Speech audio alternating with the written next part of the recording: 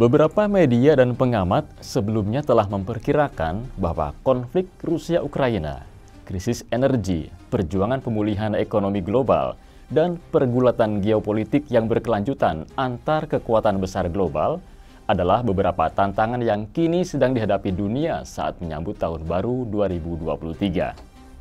Sementara itu, dunia juga belum sepenuhnya keluar dari bayang-bayang pandemi.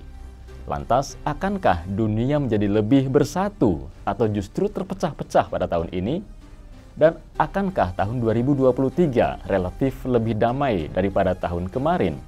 Atau justru kita akan menjalani satu tahun ini dengan konflik dan ketidakpastian regional yang semakin intensif?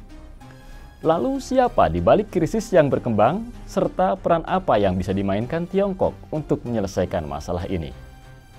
Nah, pemirsa, simak analisa tim redaksi kami dalam Jurnal Barata.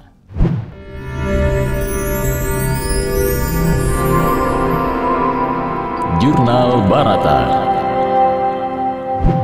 Masyarakat dunia menyambut tahun baru 2023 dengan harapan dan rencana baru.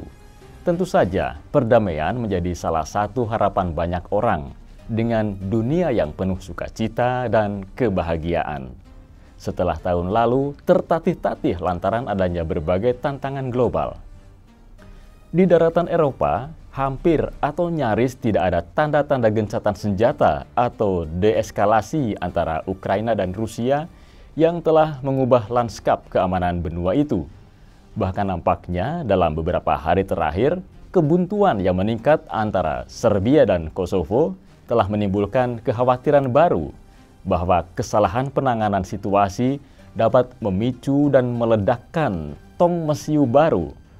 Ini tentu menjadi titik nyala api bagi Eropa yang akan memicu konflik baru di kawasan tersebut.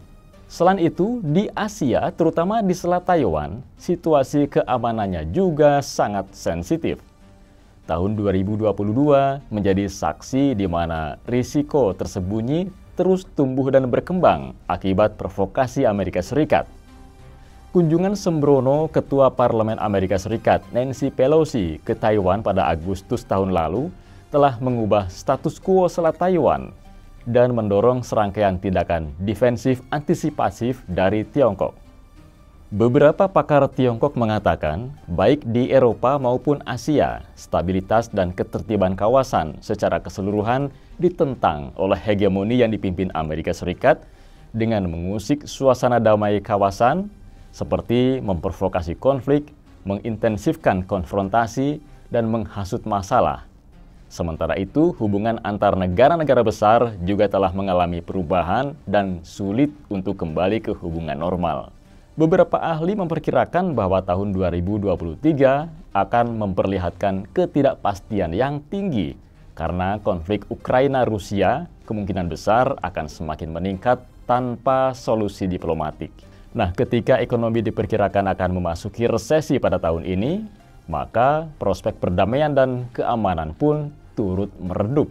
Ditambah lagi, Amerika Serikat terus memicu krisis baru dan memprovokasi konflik regional untuk mencapai tujuan strategisnya, mengekspor beberapa masalah domestiknya, membantu meraup keuntungan untuk monopoli, dan membuat dunia menjadi lebih tidak nyaman.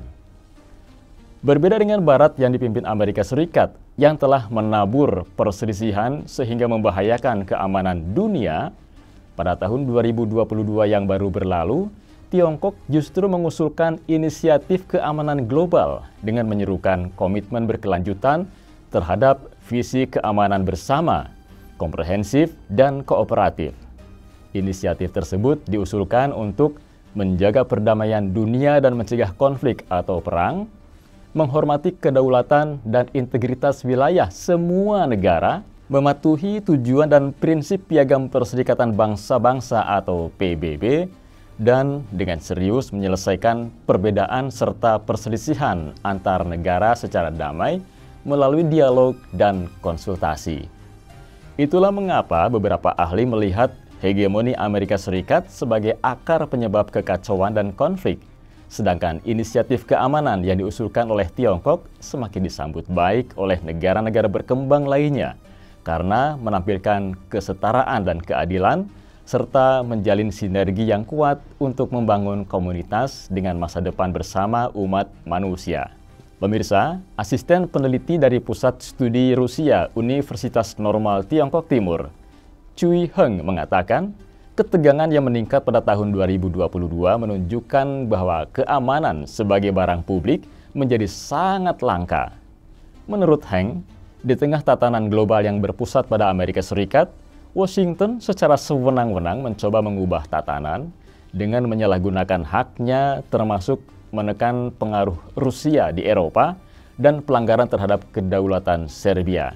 Misalnya, dalam beberapa hari terakhir, terlihat peningkatan ketegangan yang signifikan di semenanjung Balkan telah mengkhawatirkan dunia. Angkatan bersenjata Serbia pun berada pada tingkat siaga tertinggi.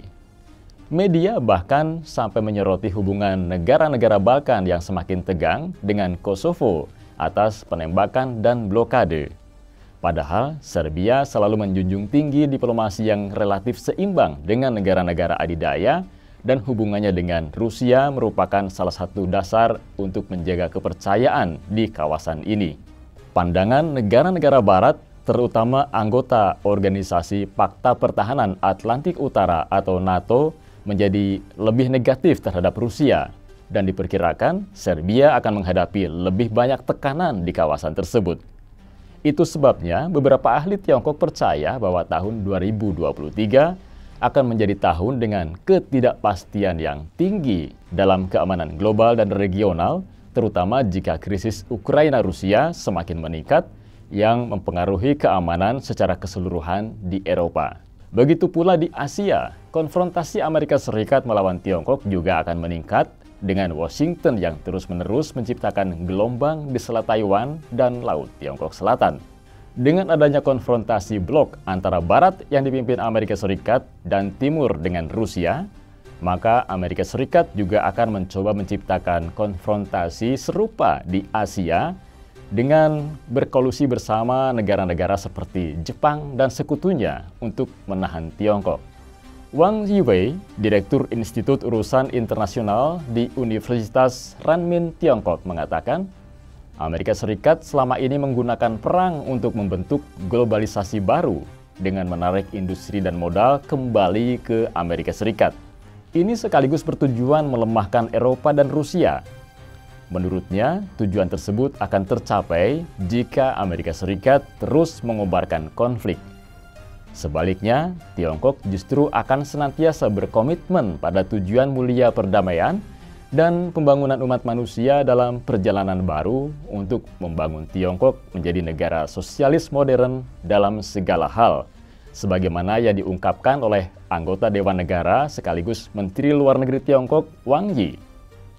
Menurut Wang Yi, Tiongkok juga akan tetap berkomitmen pada pembangunan damai, tidak pernah mencari hegemoni atau ekspansi, menentang hegemonisme dan politik kekuasaan dalam bentuk dan manifestasi apapun, membela hak sah rakyatnya dan rakyat semua negara untuk mengejar perdamaian dan pembangunan, dan berkontribusi untuk mengatasi defisit dalam pengembangan dan keamanan. Berbeda dengan Amerika Serikat sebagai manipulator di balik konflik dan konfrontasi dunia, Tiongkok akan terus mendorong peran sistem yang dipimpin PBB dalam menyelesaikan krisis global dan mengelola hubungan dengan negara tetangga dengan baik dengan meningkatkan ikatan ekonomi. Selain itu, Tiongkok juga akan terus meningkatkan hubungan dengan beberapa sekutu Amerika Serikat seperti Jerman, Prancis, Filipina, Australia, dan Selandia Baru. Sehingga ketika Amerika Serikat dan sekutunya terus menahan Tiongkok, Amerika Serikat tidak dapat dengan mudah mencapai tujuan strategisnya. Yang menjadi pertanyaan selanjutnya adalah, akankah Amerika Serikat terus menggunakan AUKUS dan QUAD untuk menahan Tiongkok dan meningkatkan dukungan separatis kemerdekaan Taiwan dalam menentang Tiongkok? Akankah lebih banyak sekutu Amerika Serikat mengikuti strategi Indo-Pasifiknya dalam memberikan tantangan bagi keamanan Asia? Dan bisakah konflik Ukraina-Rusia lepas kendali serta berubah menjadi konflik langsung antara Amerika Serikat dan Rusia di masa depan? Pertanyaan-pertanyaan itulah yang terasa mengusik prospek perdamaian dan keamanan global pada tahun 2023. Pemirsa, terima kasih sudah menyaksikan Jurnal Barata. Saya Endro dari Barata Online City Loving and Living. Sampai jumpa. Demikian Jurnal Barata.